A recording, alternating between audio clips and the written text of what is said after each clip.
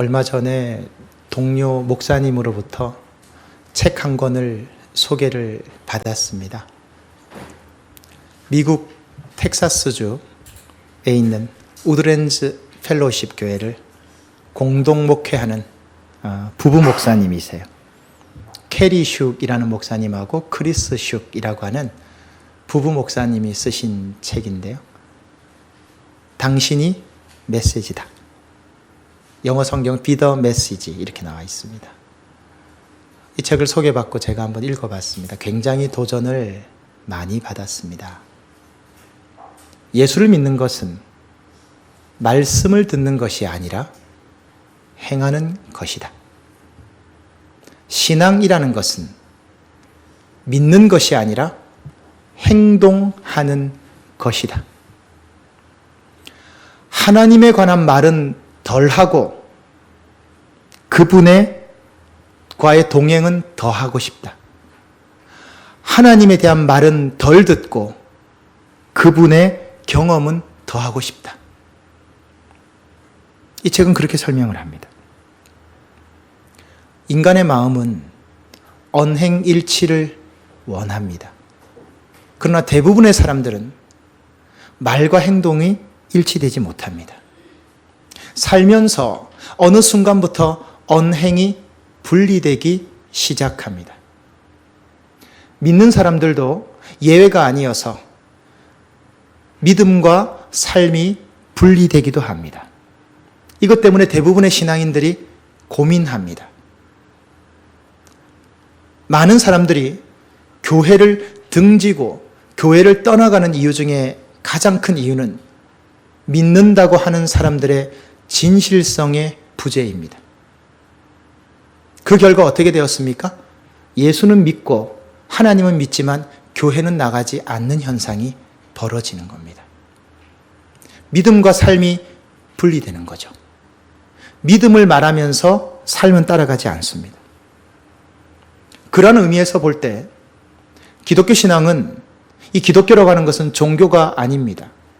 기독교는 삶입니다. 성경을 가지고 있는 것보다 성경대로 사는 것이 중요하고, 어떤 성경을 읽는가 하는 것이 중요한 것이 아니라 성경대로 성경적으로 살아가는 것이 중요합니다.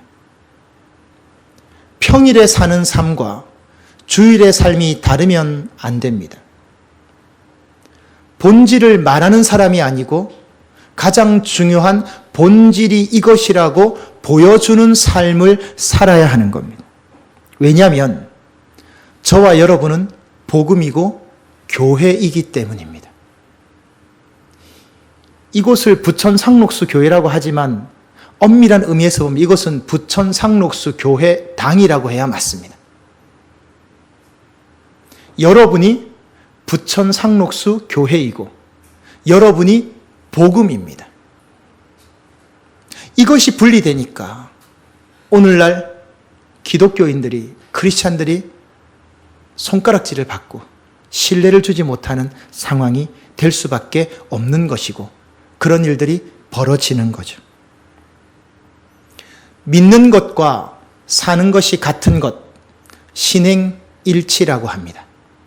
저는 오늘 이 관점에서 말씀드리고자 합니다. 믿지 않는 사람들은 언행일치를 최고의 덕목으로 여기지만 믿음의 사람들은 다릅니다. 더 높습니다. 우리는 신행일치입니다. 믿는 대로 사는 겁니다. 그렇다면 도대체 믿는 대로 사는 것은 무엇을 말하는 것인가? 어떠한 것을 말씀하시는 것인가를 오늘 읽은 말씀을 통해서 살펴보기를 원합니다. 신행일치라고 하는 것은 다른 사람을 힘들게 하지 않는 삶을 말합니다. 아무리 신앙생활 열심히 하고 예배를 열심히 드리고 하나님을 믿는다고 하고 교회를 나온다 할지라도, 심지어는 금식 기도를 하는 열정을 가지고 열심을 가지고 주님 앞에 나온다 할지라도 다른 사람을 힘들게 하면 그것은 믿는 자의 삶이 아니라는 겁니다. 오늘 본문 9절 말씀을 보십시오. 네가 부를 때에 내가 응답하겠다. 네가 부르짖을 때에 내가 여기 있다라고 말해줄게 라고 말씀하셨습니다. 여기까지는 좋습니다. 그러나 그 다음 말씀이 중요합니다. 전제 조건이 있습니다. 그 전제 조건이 무엇입니까? 멍에와 손가락질과 허망한 말을 제하여 버리라. 무슨 말입니까?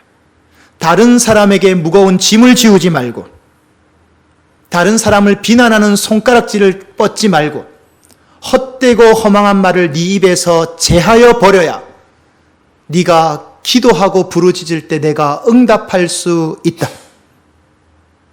한마디로 말씀드리면 다른 사람을 힘들게 하지 말라는 거예요. 다른 사람을 괴롭게 하지 말라는 거예요.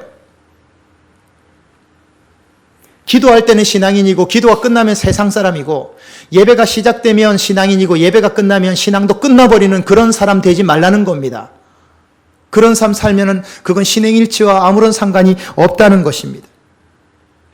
여러분, 마태복음 5장, 6장, 7장을 기억하시죠? 산상보훈, 산상수훈이라고 해서 예수님이 하신 설교 중에 최고의 덕목, 그리스도인이 이 땅을 살아가는 데 있어서 필요한 것들을 직접 언급한 최고의 말씀이 바로 마태복음 5장, 6장, 7장에 나오는 산상수훈입니다. 여기 주요 내용 중에 보면 이런 내용이 있죠. 오른뺨을 때리면 왼뺨도 돌려주고, 겉옷을 달라 그러면 속옷도 주고, 오리를 가자 그러면 십리를 가자. 이게 그리스도의 삶이라고 말합니다. 이것은요, 단순한 인간적인 윤리적인 말씀이 아니에요. 이게 뭘 말씀하는지 아십니까, 여러분? 이거 굉장히 깊은 의미가 담겨 있습니다. 그게 뭐냐면 의무가 아닌 것을 하라는 겁니다. 도리가 아닌 것을 하라는 뜻입니다. 그게 그리스도인의 삶이라는 뜻입니다. 왜 그럴까요? 오리만 가자고 요청하면 오리만 가주면 돼요. 십리까지 가줄 필요가 없어요. 겉옷을 달라고 그러면 겉옷을 줄 필요가 있으면 겉옷만 주면 돼요. 오른뺨을 때렸는데 왼뺨을 왜 갖다 댑니까? 겉옷 달라고 그러면 겉옷 주고, 오리 가자고 그러면 오리만 가고, 그게 인간의 도리예요. 인간의 기준이고 인간의 윤리라고요. 근데 예수님은 거기까지 하지 말라는 거예요. 그것보다 더 나가라는 거예요. 그 말씀 하시려고 이 말씀 하신 거예요. 내가 이 정도 했으니까 상대방에게 어느 정도 요구하는 그런 비즈니스적인 관계가 아니라고요.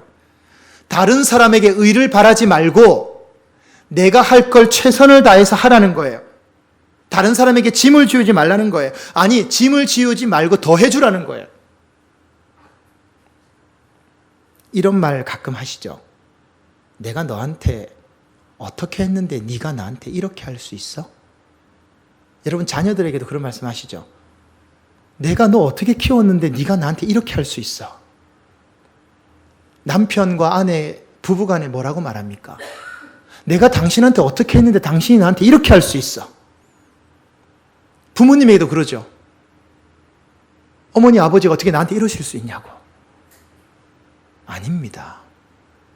아닙니다. 잘못됐습니다. 그렇게 하든 그렇게 하지 않든 그건 나와 아무런 상관이 없어요. 나는 내가 할 걸 하는 거예요. 아니, 더 해야 돼요.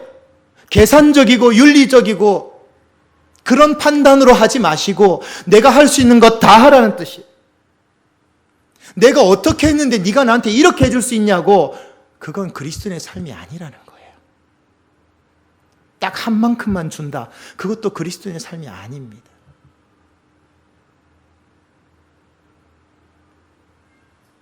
지난주에 우리 가족들이 밤늦게까지 한참을 이야기한 게 있습니다.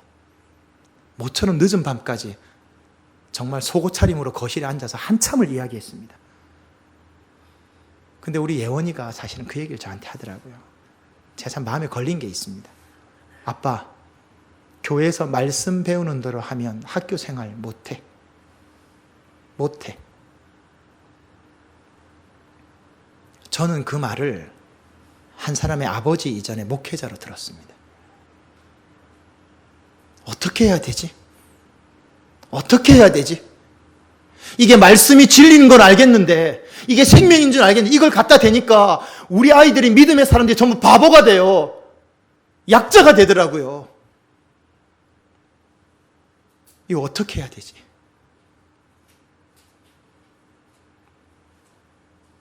이 말씀대로 하면 우리는 바보가 됩니다. 세상에서 밟힌다고요. 누가 오리만 가자고 하는데 심리를 가져요. 내가 손해인데 누가 그렇게 해주냐고요. 이게 뭐냐고요. 예수 믿는 것도 힘든데 이것까지 이렇게 우리에게 무거운 멍에를 지우냐고요. 오늘 말씀처럼 하나님이 멍에 지우는 거 아닙니까? 이거 지금? 왜 의무가 아닌 것까지 더 하라고 그러세요? 해야 돼요. 그게 그리스도인의 삶이에요. 여기에는 핑계를 댈 수 없어요. 이유를 댈 수 없어요. 왜? 하나님 말씀이니까 하는 거예요. 그게 생명이에요. 네가 어떻게 나한테 이렇게 할 수 있어? 그런 말씀 하지 마세요. 그 그리스도인의 삶과 아무런 상관이 없어요. 네가 나한테 어떻게 그렇게 할 수 있냐는 말은 뭔지 아세요? 내가 10개를 줬으니까 너는 최소한 10개는 줘야 된다는 뜻이에요. 그게 무슨 사랑이에요? 그게 무슨 관계예요? 그게 무슨 그리스도인이에요? 그리고 우리가 어떻게 희생을 이야기하죠? 손해보지 말고 약삭빠르게 살으라 그래요. 그거 필요 없다는 뜻이 아니에요. 여러분, 우리가 그런 말 거두어야 합니다. 내가 무언가 거둘 것, 바랄 것을 하면서 하지 말아야 한다는 거예요. 나는 그냥 하나님 앞에 하는 거예요. 그러면 끝나는 거예요. 이게 안 되니까 우리가 고민하잖아요. 모든 관계가 주고받는 게 되잖아요. 계산이 되잖아요. 이 비즈니스 마인드죠. 저 사람 쓸만한가? 효용가치 없으면 버립니다. 세상은 그럴 수 있다고 생각합니다. 그러나 적어도 그리스도인들은 그러지 말아야 합니다. 여러분에게 말씀을 전하지만 이것은 저에게 있어서도 굉장히 심각한 문제 중에 하나입니다.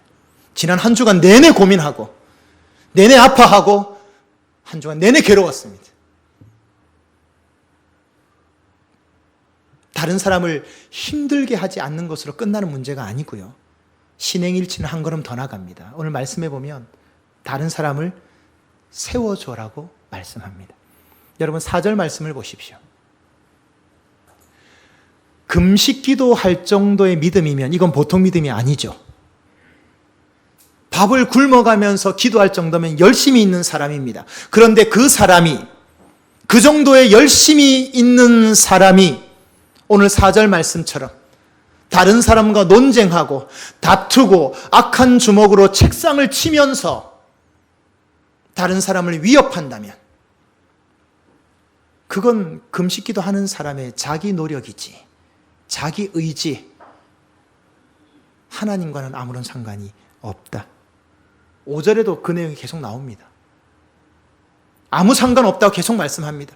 그건 네 열심이야, 네 노력이에요. 그거에 불과하다는 거예요. 6절과 7절 말씀을 보십시오. 참된 금식, 하나님 말씀하시는 금식의 내용이 나옵니다. 뭐라고 나옵니까? 내 뜻과 목적을 이루는 것이 아니라 결박을 풀어주고 멍에의 줄을 끌어주고 압제당하는 자를 자유케 하고 줄인 자에게 양식을 주고 가난한 자를 입히고 도와주는 거예요. 무슨 말이죠? 다른 사람을 세워주는 거예요. 다른 사람을 살려주는 거예요. 그게 진정한 신행일치의 삶이라는 거예요. 금식이라는 단어에 다른 걸 넣어도 돼요. 진정한 기도요, 진정한 믿음이요, 진정한 은혜요, 진정한 복음이요, 다 됩니다.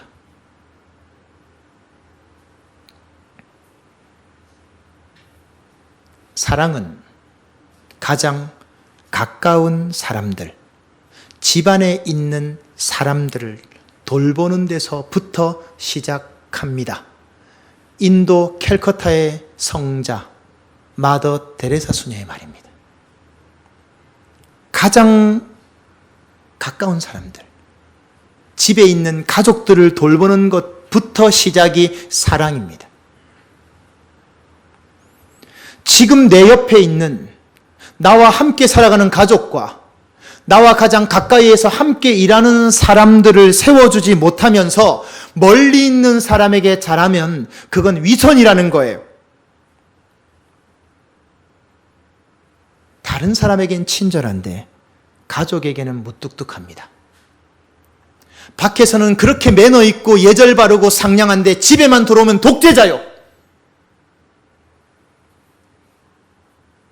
다른 사람 앞에서는 그렇게 친절한데 집에 들어와서는 함부로 합니다. 이건 하나님 믿는 것하고 아무 상관이 없다. 차라리 가까이 있는 사람부터 먼저 잘해야 됩니다. 그 말씀하는 겁니다. 우리에게 필요한 것은 지시하고 강요하고 명령하는 것이 아니라 이해하고 덮어주고 모른 척 해주고 감싸주고 그냥 안아주는 거예요. 그런 사람이 더 필요한 거예요. 그게 신행일치라는 거예요. 여러분, 정말 특이한 사실이 뭔지 아십니까? 믿음의 대상은 하나님인데요. 그 믿음이 드러나야 되는 대상은 땅에 있어요. 사람이라는 점이에요. 세상이라는 점이에요. 오늘 말씀이 그것을 잘 보여줍니다. 하나님을 향하는 사람은 반드시 사람을 향하도록 되어 있습니다. 하늘을 바라보는 사람은 반드시 땅을 바라보도록 되어 있고요. 거룩함을 추구하는 사람은 반드시 악한 것을 품을 수 있는 사람입니다. 그게 안 되고는 아무것도 안 됩니다. 저 높은 곳을 향한다고 말하는 사람은 반드시 가장 낮은 곳을 향할 수 있는 사람이어야 합니다. 그렇지 않으면 거짓입니다. 예수님께서 누가복음 10장에서 뭐라고 하셨죠? 선한 사마리아인 이야기 하셨죠. 강도 만난 사람. 그때 예수님 질문을 바꾸십니다. 내 이웃이 누구냐라고 하는 그 사람의 질문을 뭐라고 바꾸셨습니까? 강도 만난 사람의 이웃이 누구냐고 바꿔 질문하셨습니다. 이게 엄청난 큰 관점입니다. 내 이웃이 누구냐라고 말하는 건요, 내 기준에서 이웃이 될 수 있는가가 결정나는 거예요.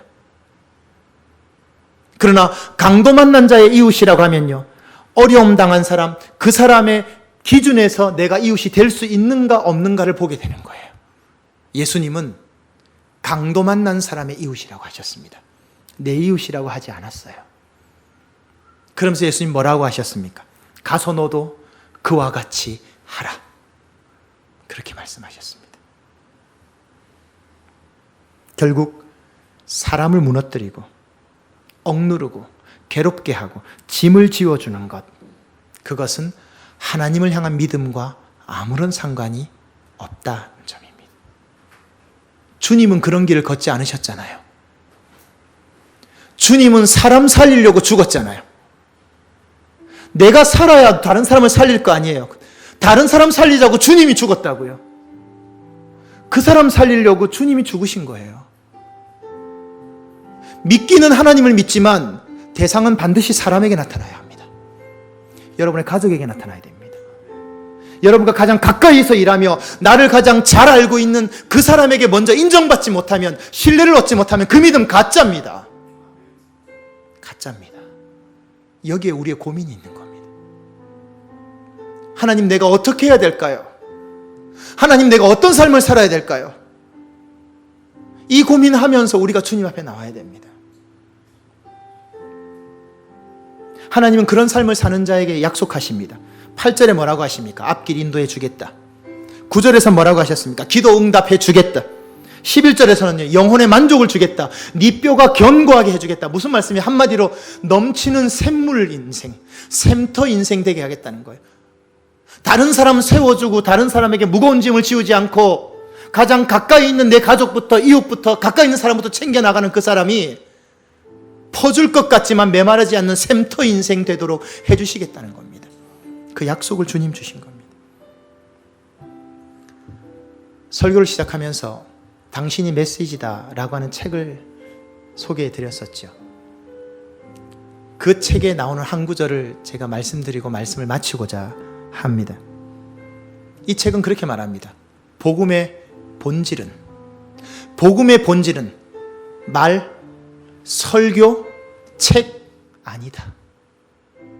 복음의 본질은 하나의 삶이요, 한 사람의 사람이다. 삶이 복음이다. 이 말씀 앞에 우리 자신을 세우십시다. 이것이 신행일치의 삶입니다. 이 삶을 살아가는 여러분 되시기를 주님의 이름으로 축원드립니다.